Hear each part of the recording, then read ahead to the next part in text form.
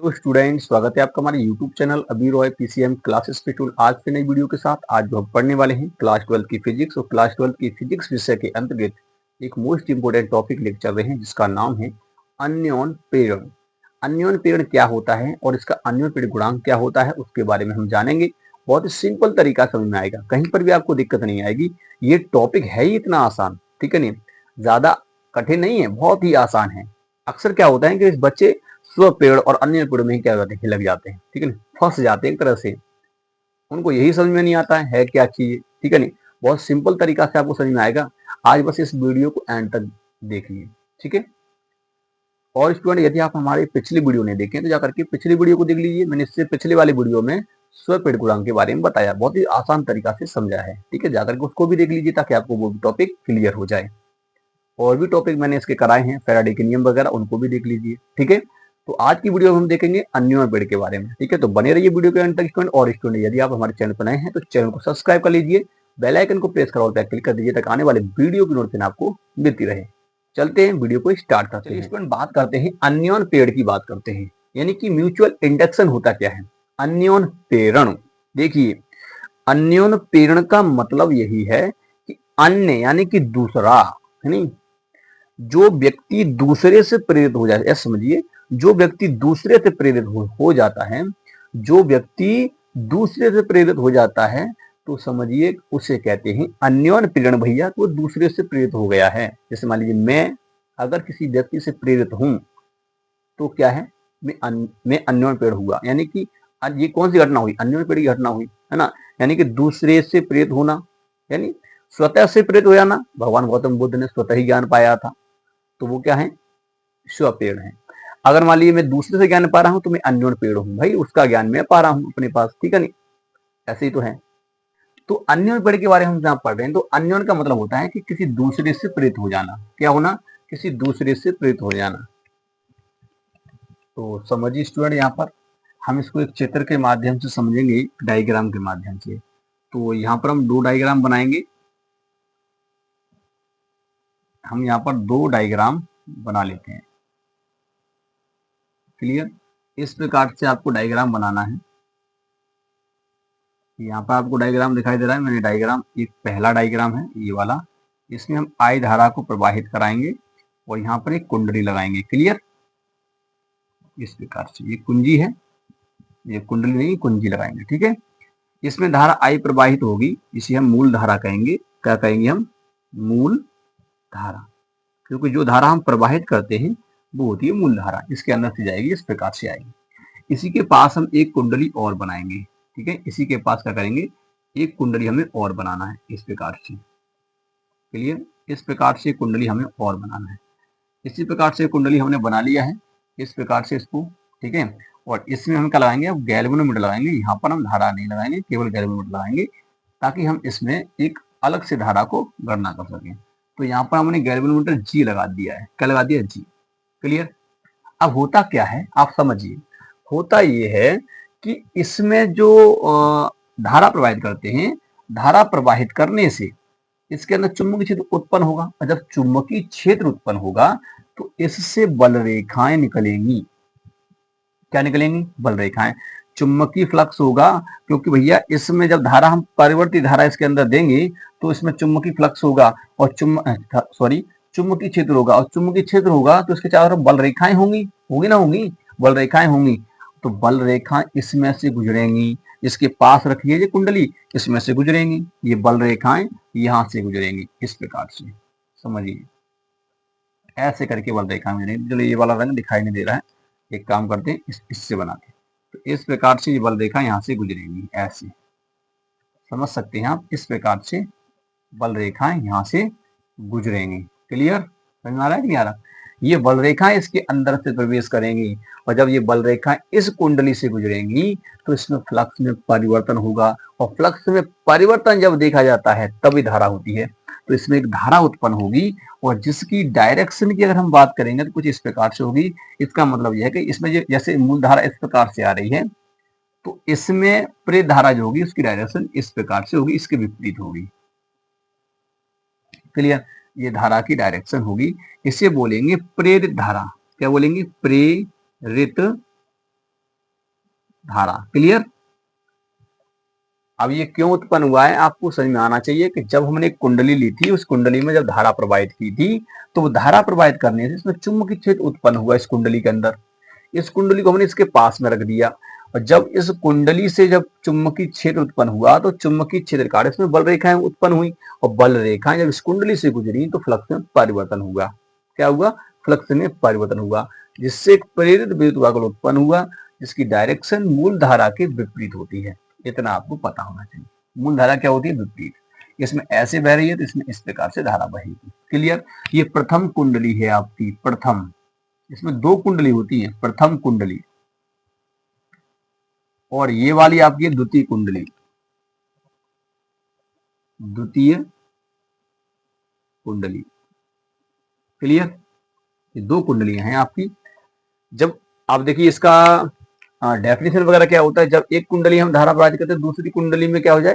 पूरी धारा उत्पन्न हो जाए, इसलिए कहते हैं अन्योन्य प्रेरण। क्या कहते हैं? अन्योन्य प्रेरण। इसकी परिभाषा क्या होगी वो हमें समझना है। क्या समझना है? इसकी परिभाषा क्या होगी? इसकी परिभाषा आपको समझनी है। परिभाषा ये होगी, जब किसी कुंडली में धारा प्रवाहित की जाती है तो उसके पास रखी दूसरी कुंडली में क्या होता है? चुंबकीय प्रश्न परिवर्तन होता है। तो ऐसे कर सकते हैं, जब किसी कुंडली में धारा प्रवाहित की जाती है तो कुंडली में एक चुंबकीय क्षेत्र उत्पन्न होता है, जिससे बल रेखाएं उत्पन्न होती हैं। ये बल रेखाएं जब एक पास रखी दूसरी कुंडली से गुजरती हैं तो दूसरी कुंडली में प्रेरित धारा उत्पन्न करती हैं। क्या करती हैं? प्रेरित धारा उत्पन्न कर देती हैं, यानी एक प्रेरित विद्युत वाहक उत्पन्न हो जाता है।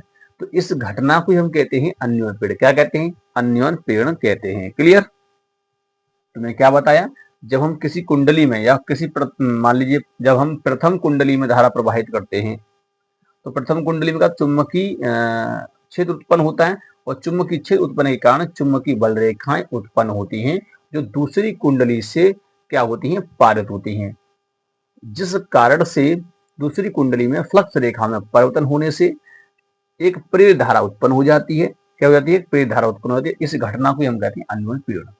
क्लियर।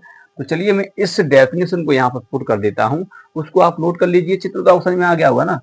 इसमें हम धारा प्रवाहित कर रहे हैं, दूसरी कुंडली में धारा क्या हो रही है? मतलब धारा उत्पन्न हो रही है, तो इसे हम कहते हैं प्रेरित धारा। पहली कुंडली में धारा उत्पन्न करी, दूसरी कुंडली में उत्पन्न हो रही है। ठीक है, इसे कहते हैं प्रेरित धारा। क्लियर। क्या कहते हैं? प्रेरित धारा कहते हैं। क्लियर। तो इसको देखिए चित्र में इसकी डेफिनेशन लिख देता हूँ यहाँ पर।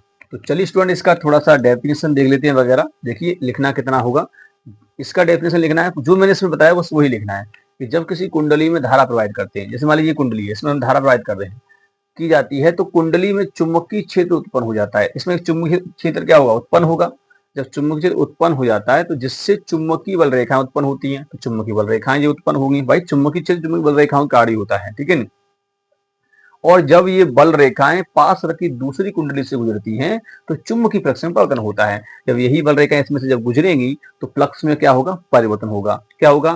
फ्लक्स में परिवर्तन होता है। ठीक है नहीं, क्या होता है? परिवर्तन होता है, जिससे एक प्रेरित धारा उत्पन्न हो जाती है। क्या हो जाती है? प्रेरित धारा उत्पन्न हो जाती है, जिसकी दिशा प्रथम कुंडली में प्रवाहित धारा के विपरीत होती है। इस घटना को ही हम कहते हैं अन्योन्य प्रेरण कहते हैं। क्या कहते हैं? अन्योन्य प्रेरण, क्योंकि दूसरी कुंडली में प्रेरित की घटना उत्पन्न होगी, भाई प्रेरित धारा उत्पन्न हो गई। क्लियर। तो इसे कहते हैं अन्योन्य प्रेरण। क्लियर। तो उम्मीद करते हैं यहाँ तक समझ में आ गया होगा। तो चलिए अब हम आगे बात करेंगे कि अन्योन्य प्रेरण क्या होता है, उसकी हम बात करेंगे। ठीक है, क्योंकि अभी हमें इसका देखना है कि अन्योन्य प्रेरण है क्या चीज। क्लियर। तो चलिए इसको नोट कर लीजिए। अब मैं इसको यहाँ से डेफिनेशन को हटा दूंगा, उसके बाद हम आगे की तरफ करेंगे। तो चलिए स्टूडेंट बात करते हैं अन्योन्य प्रेरण की। तो उससे पहले आपको समझना होगा, यहीं से समझिए कि जैसे मैंने इस पहली कुंडली में धारा दी, तो मैं इसको मान लेता हूं कि इस पहली कुंडली की धारा जो होगी इसे मैं I1 मान लेता हूं। क्या मान लेता हूं? I1 मान लेता हूं। ठीक है। और इसमें जो धारा उत्पन्न होगी उसमें I2 मान लेता हूं। भाई दूसरी धारा इसके अंदर उत्पन्न हो रही है। अब इसकी कुंडली है नहीं तो उसको मैं बोलूंगा कि I1 ही रहेगी, नहीं I2 धारा उत्पन्न होगी जो दूसरी कुंडली में है। क्लियर। अब देखिए होता क्या है कि देखिए मैं जब इसमें धारा दूंगा, इसमें धारा दूंगा प्रथम कुंडली में, तो प्रथम कुंडली में जितनी मैं धारा दूंगा तो वो दूसरी कुंडली में फ्लक्स उतना ही ज्यादा होगा। इसमें जितनी मैं धारा दूंगा उतना ही फ्लक्स ज्यादा होगा। तो जो फ्लक्स है दूसरी कुंडली का, वो पहली कुंडली की धारा के समानुपाती होता है। कैसा होगा? समानुपाती। क्यों भाई? क्यों? धारा बढ़ा रहे हैं तभी तो फ्लक्स यहाँ बढ़ रहा है, तभी तो इसमें धारा बढ़ेगी।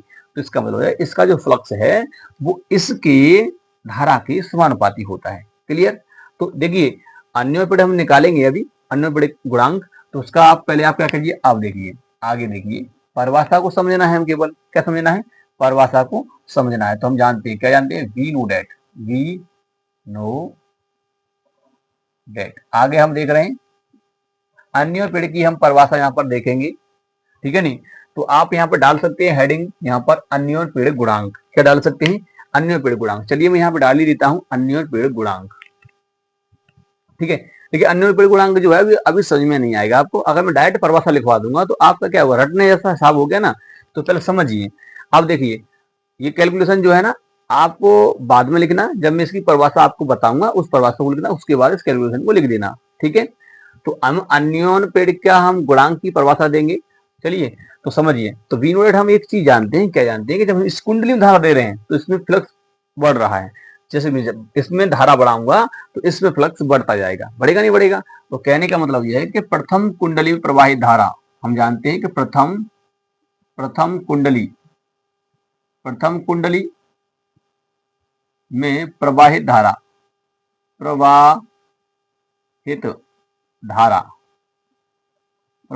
आई जो 1 है, I1 दूसरी कुंडली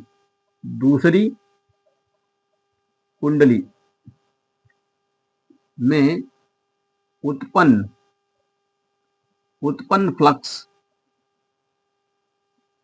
phi2 यानी दूसरी कुंडली का फ्लक्स phi2 के समानुपाती होता है, ठीक है नहीं, समानुपाती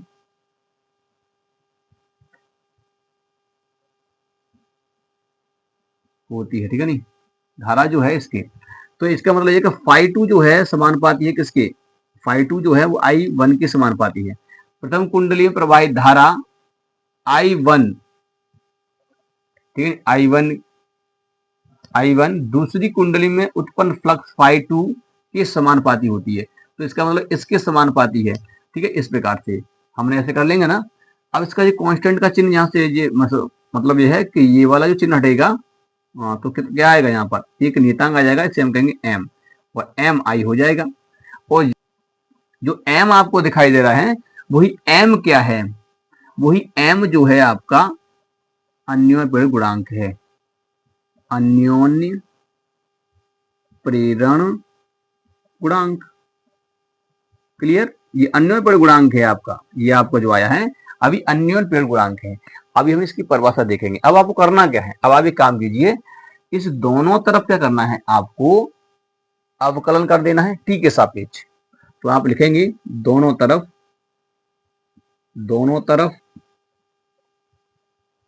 t के सापेक्ष क्या करने पर, अवकलन करने पर कर दीजिए अवकलन। t के सापेक्ष करेंगे तो ये कितना हो जाएगा, d∅2 अपॉन dt, क्लियर, बराबर हो जाएगा m, यहाँ हो जाएगा di1 बट्टे में हो जाएगा dt, क्लियर, इतना हो जाएगा पहली कुंडली का, मतलब इसलिए हम पे I1 हमने ले लिया, क्लियर। अब आप यहाँ पर एक चीज देखेंगे, जो d∅2 बटे dt जो दिया है ये होता है फैराडे के नियम से, अगर आप देखेंगे तो प्रेरित विद्युत वाहक बल के बराबर होता है, ठीक है ना। तो आप यहाँ देखेंगे फैराडे के नियम से आप कर सकते हैं इसे, फैराडे के नियम से तो कर दीजिए। ये इतनी वैल्यू आपकी ई के बराबर होगी। तो ई, अब ई किसका ई भाई, ई है दूसरी कुंडली में जो प्रेरित वाहक उत्पन्न हुआ है वो ई बराबर एम की अगर हम बात करें, एम जो है स्वप्रेरण गुणांक है, क्या है आपका, एम जो आया है वो स्वप्रेरण गुणांक होता है, क्लियर। तो जो एम है आपका स्वप्रेरण गुणांक है, और यहाँ पर देखिए ये कितना हो गया, ये हो जाएगा di1 अपॉन dt, क्लियर। यहां तक दिखाई दे रहा है कि नहीं आपको, चलिए दिखाई दे रहा है। अब एक काम कीजिए, इसको नोट कर लीजिए, ठीक है, क्या कर लीजिए नोट। हमने किया कुछ नहीं है, केवल इसका अवकलन कर दिया है दोनों पक्ष t के सापेक्ष, ठीक है नहीं, दोनों तरफ।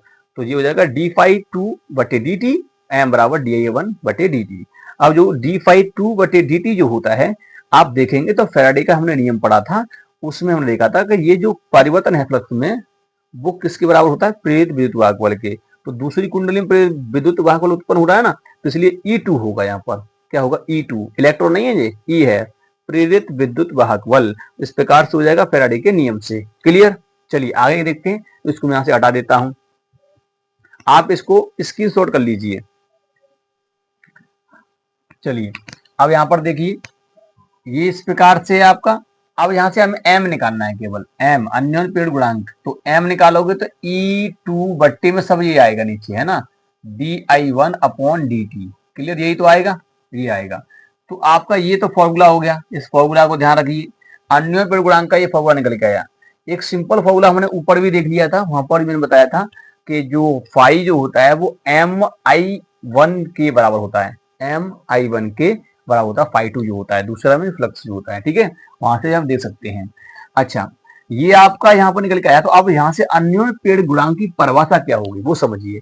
अन्योन्य प्रेरण गुणांक की परिभाषा होगी कि यदि हम प्रथम कुंडली में 1 एम्पियर की धारा प्रति सेकंड की दर से प्रवाहित करते हैं, तो दूसरी कुंडली में उत्पन्न प्रेरित विद्युत वाहक बल ही अन्योन्य प्रेरण गुणांक कहलाता है। क्लियर? बताया मैंने बताया कि जब हम प्रथम कुंडली में, इस वाली कुंडली की बात चल रही है क्योंकि I1 लिखा है यहाँ पर, तो प्रथम कुंडली में अगर हम 1 एम्पियर की धारा प्रति सेकंड की दर से प्रवाहित करते हैं, तो दूसरी कुंडली में उत्पन्न प्रेरित विद्युत वाहक बल अन्योन्य प्रेरण कहलाता है। क्या कहलाता है? अन्योन्य प्रेरण गुणांक कहलाता है। क्लियर?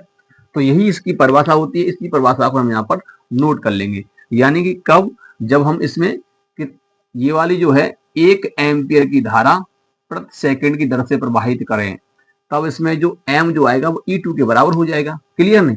तो चलिए इसकी परिभाषा में यहाँ पर नोट कर देता हूं। परिभाषा आप इसकी नोट कर लीजिए, परिभाषा। ठीक है, नहीं परिभाषा आप यहाँ पर नोट कर देता हूं। ठीक है, तो उसको आप स्क्रीनशॉट मार लेंगे फिर बाद में। ठीक है, तो चलिए स्टूडेंट, इसकी परिभाषा क्या हो जाएगी? जब प्रथम कुंडली में 1 एम्पियर की धारा प्रति सेकंड की दर से प्रवाहित की जाती है, तो दूसरी कुंडली में उत्पन्न विद्युत वाहक बल ही अन्योन्य प्रेरण गुणांक कहलाता है। 1 एम्पियर की धारा प्रति सेकंड की दर से प्रवाहित करते हैं, तो जो प्रेरित विद्युत वाहक बल दूसरी कुंडली उत्पन्न हुआ है वही तो अन्योन्य प्रेरण के बराबर होगा ना, है ना? तो वही है। तो उसी प्रकार से अब इसी फॉर्मूला को आपको नीचे लिख देना है, मतलब जो आपने जो डेरिवेशन किया है, अभी जो कैलकुलेशन किया है वो नीचे कर देना है। इस परिभाषा पहले लिख देना है और इसको बाद में लिख देना है। क्लियर? तो ये अन्योन्य प्रेरण की परिभाषा होती है। अगर मैं डायरेक्ट आपको इसको लिखवाता तो शायद आपको समझ में नहीं आता ये। ठीक है, इसलिए मैंने इसको करवाया है। क्लियर? यहाँ तक समझ में आया? अब हम इसके मात्रक और विमा के बारे में देखेंगे। ठीक है, तो चलिए इसको नोट कर लीजिए, स्क्रीनशॉट मान लीजिए। अब हम मात्रक और विमा के बारे में इसके देखने वाले हैं। चलिए स्टूडेंट, अब इसके मात्रक की बात करते हैं। देखिए मात्रक जो होता है इसका, चाहे आपका स्वयं गुणांक हो चाहे अन्योन्य प्रेरण गुणांक हो, मात्रक इसका हेनरी ही होता है। ऐसा ही मात्रक क्या होता है इसका? ऐसा ही मात्रक हेनरी होगा, हेनरी। ठीक है, अच्छा अन्य मात्रक की अगर बात करें तो अन्य मात्रक क्या हो जाएगा? आप यहां से देखिए, ई विद्युत वाहक बल, तो इसे वोल्ट बोलेंगे, वोल्ट। ठीक है, और बट्टे एम्पियर बट्टे सेकंड, तो जो हो जाएगा एम्पियर, एम्पियर बटे सेकंड। होगा नहीं होगा? इस सेकंड को ऊपर ले जाएंगे ना, जो भिन्न है इसको पलट देंगे तो ये हो जाएगा वोल्ट इनटू सेकंड, बट्टे में एम्पियर। क्या हो जाएगा? एम्पियर हो जाएगा, एम्पियर। क्लियर? अब ये वोल्ट जो है वो कार्य का किसका? विभव का मात्रक होता है। किसका होता है? विभव का। और विभव का फॉर्मूला क्या होता है? V बराबर W अपॉन Q। तो इसका मतलब क्या होगा? जूल बटे कूलम। तो हम वोल्ट को जूल बटे कूलम लिख सकते हैं, तो इसको लिख सकते हैं जूल बटे कूलम, जूल बटे कूलम इनटू सेकंड। ठीक है, सेकंड, और बट्टे में क्या है आपका? Ampere, ampere. क्लियर? कूलम को नीचे ले आएंगे तो जो हो जाएगा जूल इनटू सेकंड बटे कूलम, कूलम हो जाएगा, और इनटू में हो जाएगा एम्पियर। क्या हो जाएगा? एम्पियर हो जाएगा। क्लियर? अब देखिए यहाँ पे आप देखेंगे कूलम क्या होता है? आवेश होता है। और आवेश को आपने देखा होगा कि आवेश जो होता है, क्यू जो होता है वो आई टी के बराबर होता है। तो आई यानी कि एम्पियर, टी मतलब समय यानी सेकंड, है ना? तो इसको क्या लिख सकते हैं, इसको लिखा जा सकता है जो जूल तो जूल ही रहेगा, जूल इंटू सेकेंड रहेगा। अब कूलोम को आप बदल दीजिए, इसमें एम्पियर, एम्पियर इंटू सेकेंड और इंटू एम्पियर, पहले से है एक एम्पियर, एम्पियर। क्लियर। अब आप यहाँ देखेंगे एम्पियर एम्पियर डबल हो गया तो ये स्क्वायर हो जाएगा, इस सेकंड से ये कट जाएगा, तो क्या निकल के आया मात्रक, सिंपल। आप यहाँ पर देखिए सिंपल जो निकल के आया वो निकल आया जूल वटे एम्पियर स्क्वायर, एम्पियर स्क्वायर। तो ये इसका मात्रा आपको याद रखना है, ठीक है नहीं, जूल वटे एम्पियर स्क्वायर, ये भी मात्रा याद रखना है, स्क्वायर पेड़ हो चाहे अन्य पेड़, ये तो सेम रहता है। क्लियर। बीमा आज की देख लीजिए भाई, बीमा भी निकालना है इसका, मैं बता देता हूँ बीमीय सूत्र, बीमीय सूत्र वहां दिखाई नहीं दे रहा था, बीमीय सूत्र। तो बीमीय सूत्र यहाँ पर देखेंगे तो देखिए हमें पता है जूल जो होता है, जूल का कार्य, कार्य का बीमीय सूत्र होता है ml स्क्वायर टी इनवर्स 2, और एम्पियर का तो ए होता ही है, तो ये हो जाएगा ml स्क्वायर टी इनवर्स 2 और बट्टे में हो जाएगा ए स्क्वायर, है ना, इस प्रकार से। अब देखिए इसको ऊपर ले जाएंगे तो क्या हो जाएगा, एक ऊपर ले जाइए तो ml स्क्वायर टी इनवर्स 2, तो ए इनवर्स 2 हो जाएगा। क्लियर। इस प्रकार से तो ये इसकी बीमा हो, अब तो आपको दिखाई दे रहा होगा ना, तो ये इसकी बीमा हो गई। सेम बीमा होती है जो उसके लिए होती है वो मतलब स्क्वायर पेड़ के लिए, वही अन्य पेड़ के लिए होती है। क्लियर। अब एक जो आता है इसका, इसी के लिए अगर आपसे कहा जाए कि अन्य पेड़ की परिभाषा बताइए, एक हेनरी, तो अन्य पेड़ की परिभाषा मैंने बता दी, एक हेनरी की परिभाषा बताइए इसके लिए, तो किस प्रकार से देंगे, चलिए मैं उसको ही बता देता हूं और फिर हमारा ये टॉपिक फिनिश हो जाएगा। क्लियर। पहले इसको नोट कर लीजिए। तो देखिए इसकी जो परिभाषा होती है 1 हेनरी की क्या होती है, जब प्रथम कुंडली में धारा 1 एम्पीयर पर सेकंड की दर से प्रवाहित हो और दूसरी कुंडली में उत्पन्न विद्युत वाहकबल 1 वोल्ट हो तो इसे 1 हेनरी कहते हैं। क्या कहेंगे, 1 हेनरी। दूसरी कुंडली में जो विद्युत वाहकबल है 1 वोल्ट का उत्पन्न होना चाहिए, ठीक है नहीं। और पहली कुंडली में हम धारा कितने से प्रवाहित करें, 1 एम्पीयर पर सेकंड की दर से प्रवाहित करें, ठीक है नहीं। तब जो दूसरी कुंडली में विद्युत वाहकबल 1 वोल्ट उत्पन्न हो रहा है वही क्या होगा, आपका 1 हेनरी कहलाएगा। क्या कहलाएगा, 1 हेनरी कहलाएगा। क्लियर। तो उम्मीद करते हैं आपको परिभाषा समझ में आ गई होगी। ये आपका छोटा सा टॉपिक था जो मैंने आपको बताया है, बहुत ज्यादा इंपॉर्टेंट, 5 अंक का देखने को मिलता है हर साल। इसको इग्नोर नहीं करना है, इसको याद कर लेना है और समझना भी है, नहीं तो भूल जाओगे, ठीक है नहीं, इसको समझना है। क्लियर। 1-2 बार और देख लीजिए, आप क्लियर हो जाएगा। उम्मीद करते हैं वीडियो पसंद आया होगा, और वीडियो पसंद आया तो वीडियो को एक बार लाइक कर दीजिए, चैनल को सब्सक्राइब करके बेल आइकन को प्रेस जरूर कर दीजिए, तक आने वाले वीडियो की नोटिफिकेशन आपको मिलती रहे। मिलेंगे नेक्स्ट वीडियो में, तब तक के लिए जय हिंद।